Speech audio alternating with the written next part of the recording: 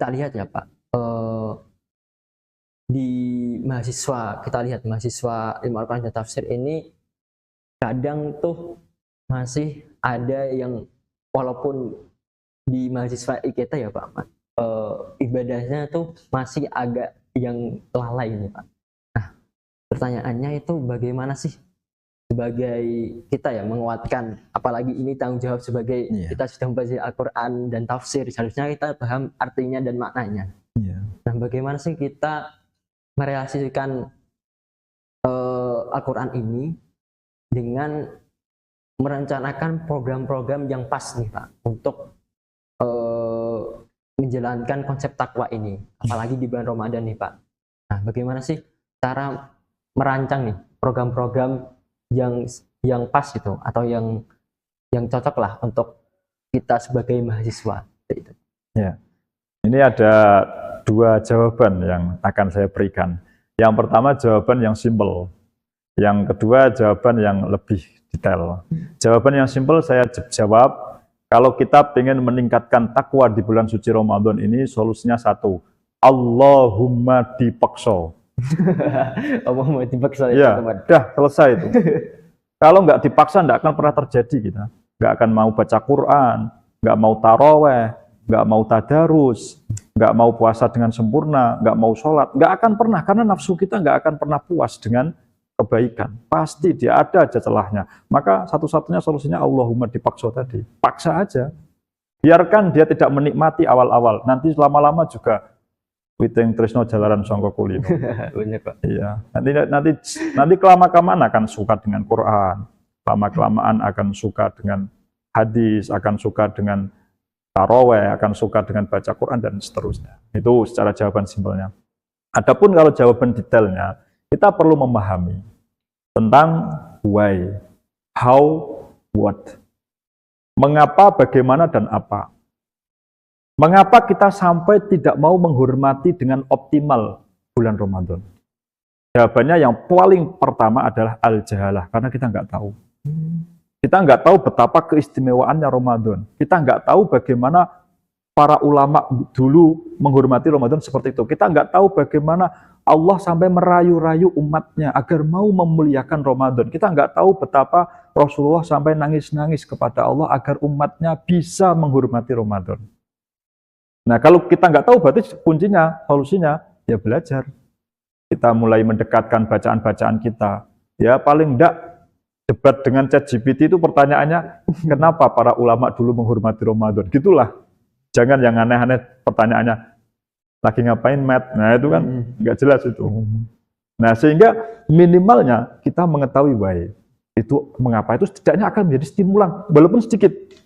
Tapi setidaknya otak kita terangsang, oh ternyata there is a reason, ada suatu alasan untuk menghormati bulan Ramadan. Nah, kalau why-nya itu sudah ketemu, nanti kemudian kita akan naik sedikit. What is that?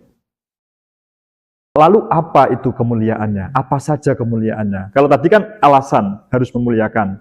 Nah, pertanyaannya, apa saja kemuliaannya?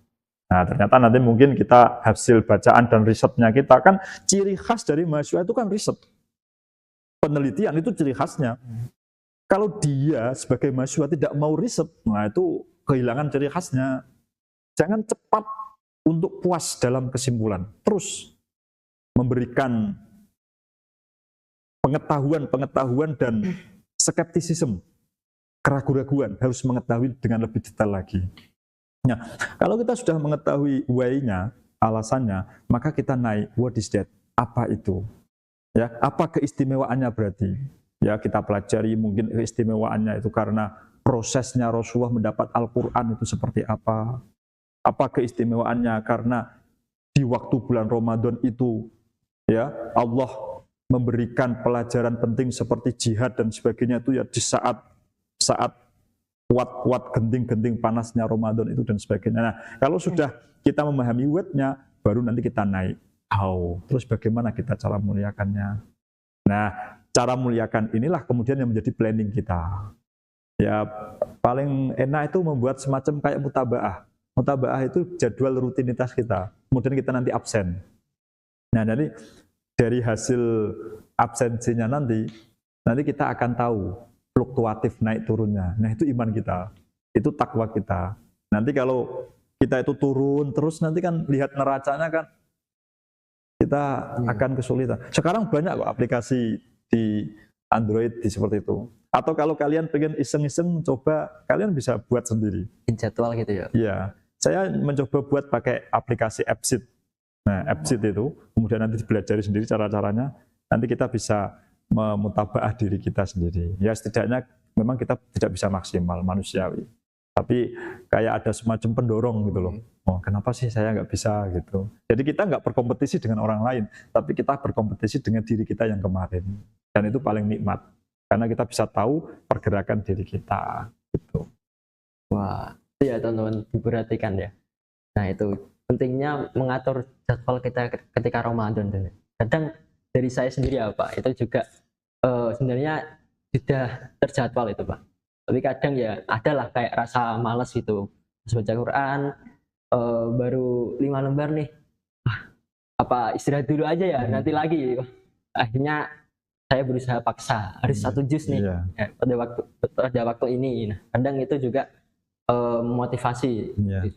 Atau bisa juga bisa pakai motivasi sistem itu Mas, punishment dan reward. Oh iya, benar Pak itu.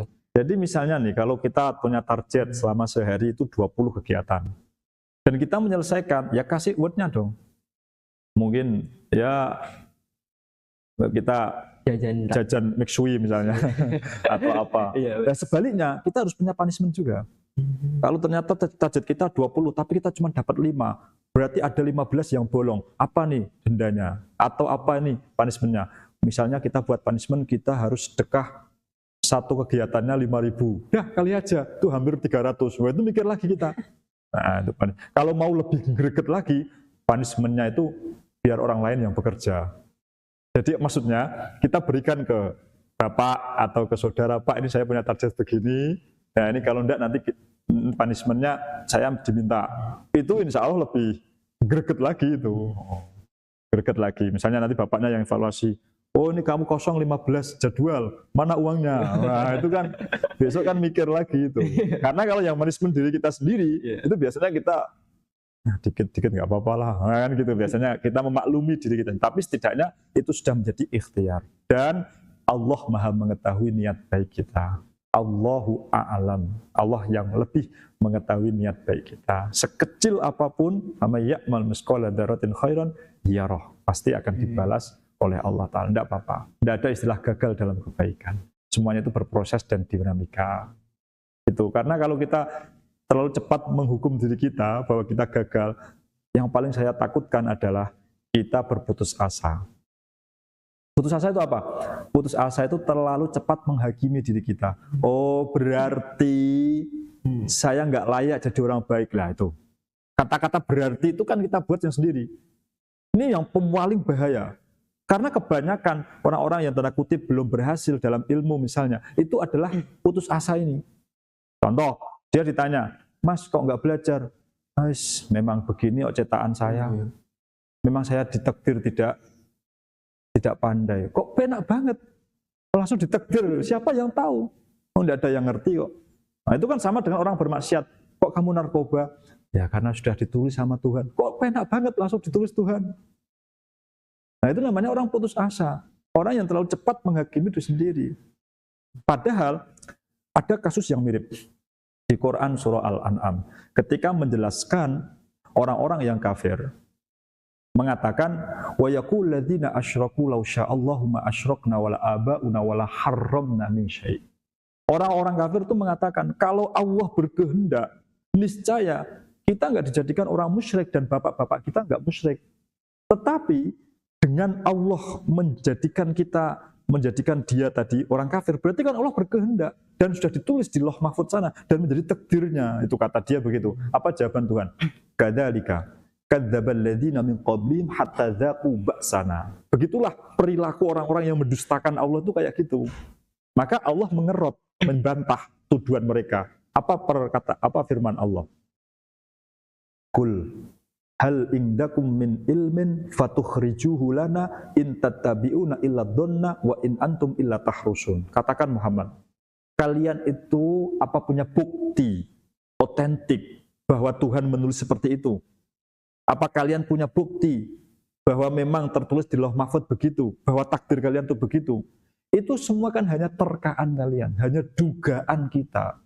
Nah ini kuncinya. Maka kita boleh, tanda kutip, memaksa diri kita biar berbuat baik dengan penuh target tadi, tapi jangan sampai menghukum dan menghakimi yang sekira membuat diri kita itu menjadi putus asa, yang seperti saya gambarkan tadi. Itu na'udzubillah min dzalik.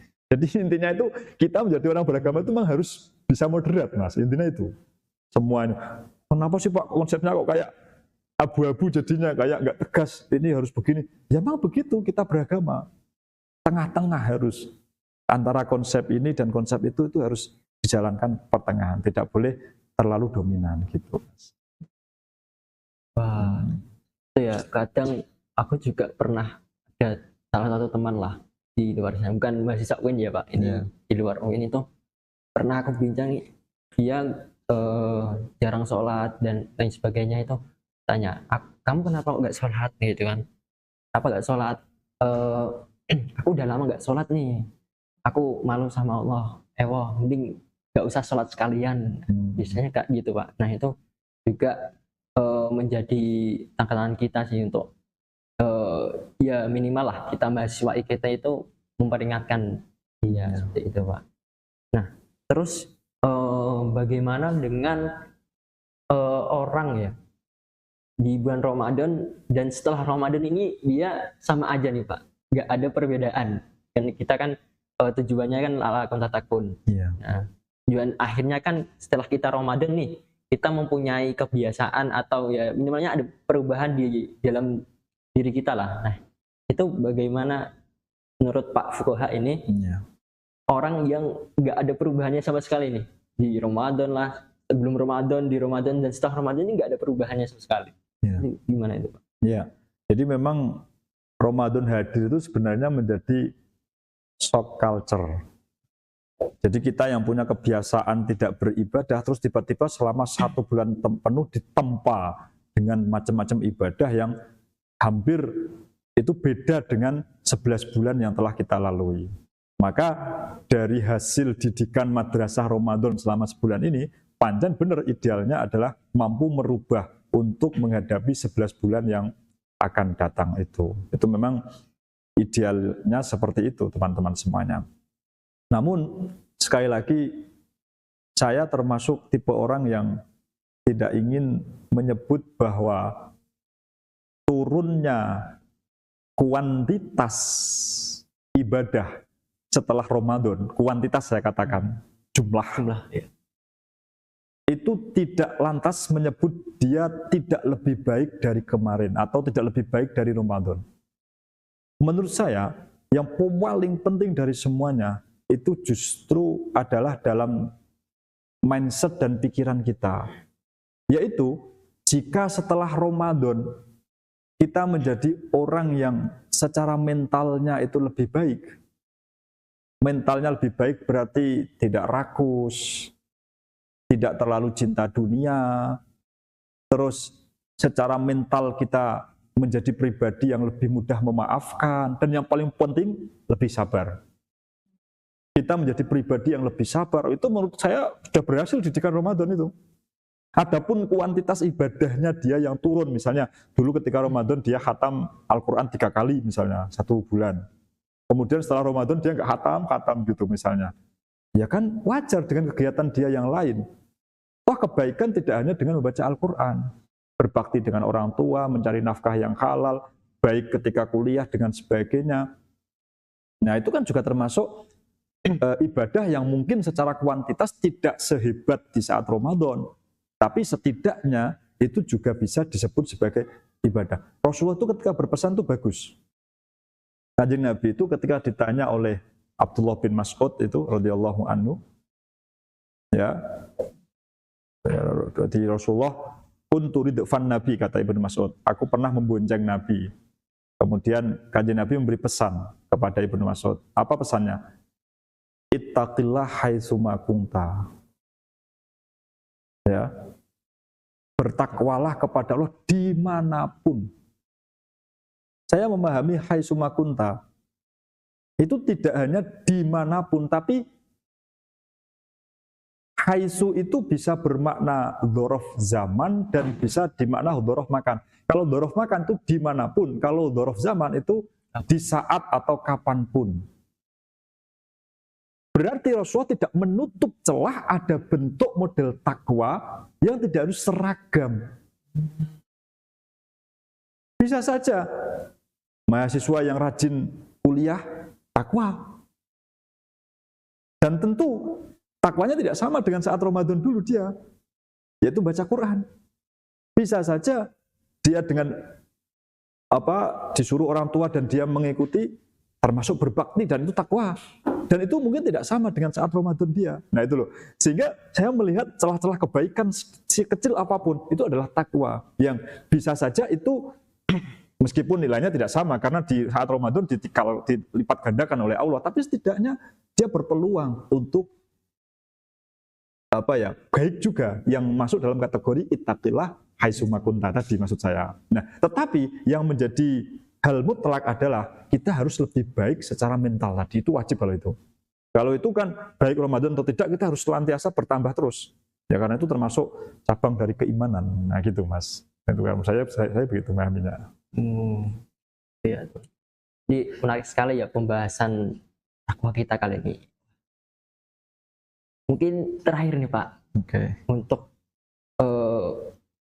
pesan-pesan aja sih Pak, pesan-pesan untuk mahasiswa kita, sobat tafsir kita, agar tetap semangat nih, istiqomah menjalankan ibadah puasa, ibadah-ibadah yang lainnya juga, hingga kan ini mahasiswa kan diselingi juga ada kuliahnya, ada kesibukan lainnya juga, dan harus menyeimbangkan ibadahnya juga nih di sisi lain. Nah, pesan-pesan dari Pak Fuqaha sendiri bagaimana Pak? Ya, kalau pesan saya sih cuman likulli rijalin maqam wa likulli maqamin rijal. Setiap orang punya waktunya sendiri, punya makom kedudukannya sendiri, dan setiap makom punya orangnya tersendiri. Artinya enjoy your time, nikmati waktu kita. Selagi kita masih bisa sehat, masih tidak ada masalah dengan kesehatan kita dan sebagainya, gunakan itu sebaik-baiknya untuk belajar, untuk mencari pengalaman sebanyak-banyaknya. Ya, pengalaman sebanyak-banyaknya, pengalaman di organisasi, pengalaman di perkuliahan, pengalaman channel dengan teman-teman yang lain, ya, itu digunakan sebaik-baiknya. Mumpung kita masih ada kesempatan, apalagi orang tua juga memberi biaya kepada kita. Ya, tentu jangan sampai meninggalkan kewajiban, yaitu kuliah tetap harus dilaksanakan. Tapi jangan hanya berhenti di kuliah. Kalau saya dulu kuliah itu sambil nyari-nyari ya paling enggak komunitas kayak penulis, terus penerjemah bahasa Arab. Dulu belum ada AI sehingga masih manual beneran nerjemahnya. Terus jadi memperbanyak pengalaman lah setidaknya. Meskipun ini tidak akan langsung lazim digunakan nanti di saat kita waktu berikutnya, tapi setidaknya kita punya bekal lah. Punya bekal yang entah kalau bermanfaat, ya alhamdulillah. Kalau enggak, setidaknya itu tidak membebani diri kita. Nah itu sehingga pesan saya pada teman-teman semuanya, itu saya berharap jenengan adalah estafet bangsa, yang generasi yang sangat diharapkan sekali. Monggo ya, kita semua mahasiswa terutama program studi ilmu Al-Quran dan tafsir Fakultas Usuluddin UIN Sunan Kudus ini ya senantiasa untuk memanfaatkan ya waktunya dengan hal-hal positif, terutama berkaitan dengan ilmu ya, berkaitan dengan ilmu, dengan akademik dan sebagainya. Itu Mas. Sangat menyentuh sekali ya teman-teman. Semoga apa yang disampaikan oleh Pak Fuqaha tadi bisa kita amalkan bersama-sama. Amin, amin. Wah, tidak terasa ya teman-teman. Ini sudah di penghujung acara di podcast Ramadan di segmen kali ini. Sebelumnya terima kasih Bapak Ya, sama-sama. sudah meluangkan waktunya, sudah sudah ya apa namanya itulah menyampaikan pesan-pesan kita untuk kita, dan kita banyak apa namanya tercerahkan di sini, jujur Bapak. Banyak ilmu-ilmu yang kita dapatkan meluangkan waktunya. Dan untuk teman-teman, nah tadi ya sudah disampaikan panjang lebar oleh Pak Fuqaha sendiri bagaimana kita sebagai tentunya mahasiswa secara khusus, kita harus takwa itu tidak hanya sekedar ibadah-ibadah saja dan ibadah sekali atau 2 kali, tapi harus istiqomah. Juga diimbangi dengan kegiatan-kegiatan lain seperti apa namanya kegiatan bermasyarakat dan lain sebagainya. Dan juga kita takwa itu tidak diukur dari kuantitas saja ya Pak. Iya. Tapi kualitas diri seorang itu juga dari situ juga. Jadinya takwa itu tidak bisa kita lihat dengan mata telanjang itu sendiri. Hingga harapannya ya setelah Ramadan ini kita bisalah memperkuat ibadah kita. Amin. Bisa semakin semangat ya menjalankan ibadah-ibadah khususnya di bulan Ramadan. Itu. Sehingga kita semoga bisa termasuk ke dalam orang-orang yang bertakwa. Oke, mungkin itu dari saya. Muhammad Zidan Taqiyuddin izin pamit undur diri. Sebelum itu untuk teman-teman jangan lupa like, komen, dan share ya teman-teman, agar dan selalu follow sosial media Instagram, TikTok, dan lain sebagainya agar tidak ketinggalan berita dan info seputar ilmu Al-Quran dan tafsir. Dan jangan lupa untuk teman-teman yang belum mendaftar kuliah untuk masuk di program studi Ilmu Al-Quran dan Tafsir Fakultas Usuluddin UIN Sunan Kudus. Betul sekali, karena sebentar lagi ini SPAN PTKI. Iya, SPAN PTKI. Jadinya yuk teman-teman, mumpung ini masih ada kesempatan untuk belajar, yang mau belajar tentang Al-Quran dan Tafsir bisa langsung daftar melalui SPAN PTKIN dan UMPTKIN dan ujian mandiri yang akan diselenggarakan oleh UIN Sunan Kudus. Itu. Mungkin itu Bapak, terima kasih. Sama-sama. Sebelumnya saya selaku host ya di sini izin pamit undur diri. Saya Muhammad Zidan Taqiyuddin. Billahi fi sabilil haq. Fastabiqul khairat. Wassalamualaikum warahmatullahi wabarakatuh. Waalaikumsalam warahmatullahi wabarakatuh.